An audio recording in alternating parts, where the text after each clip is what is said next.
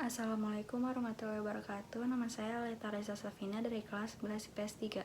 Di sini saya akan menjelaskan tentang proses masuknya Jepang ke Indonesia, proses Jepang menduduki Indonesia, peralihan kekuasaan dari pemerintah kolonial Belanda hingga dikuasai Jepang, dan kebijakan pada masa pendudukan Jepang. Bangsa Indonesia sejak dulu dikenal sebagai negara yang kaya akan sumber daya alam. Saking kayanya negara kita yang tercinta ini sering menjadi incaran negara-negara lain. Sumber daya alam yang dimiliki bangsa Indonesia antara lain minyak bumi dan gas, hingga berbagai logam mahal seperti emas, perak, tembaga, nikel, timah, dan batu bara. Saat Jepang menginvasi Indonesia, negara kita ini masih menjadi negara di bawah penjajahan Belanda.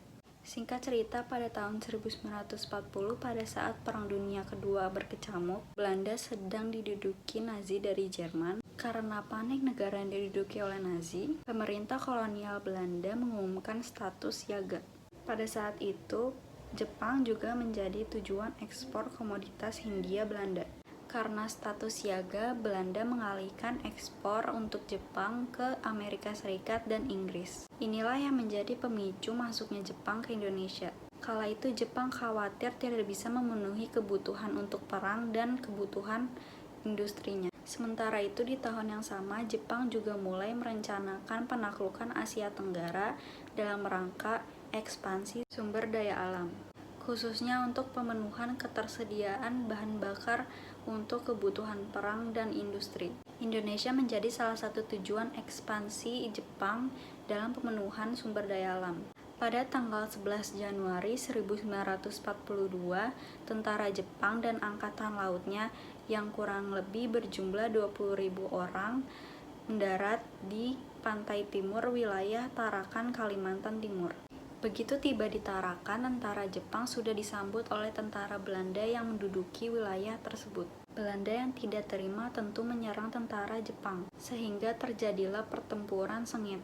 Pada tahun yang sama, faksi dari Sumatera menerima bantuan dari Jepang untuk mengadakan revolusi terhadap pemerintahan Belanda di Indonesia. Singkatnya, pada bulan Maret 1942, akhirnya tentara Belanda dapat dikalahkan oleh Jepang. Lalu pemerintahan Jepang saat itu mencetuskan kebijakan tenaga kerja Romusha. Pada awalnya, pembentukan Romusha ini disambut baik oleh rakyat Indonesia. Justru banyak yang bersedia untuk menjadi sukarelawan.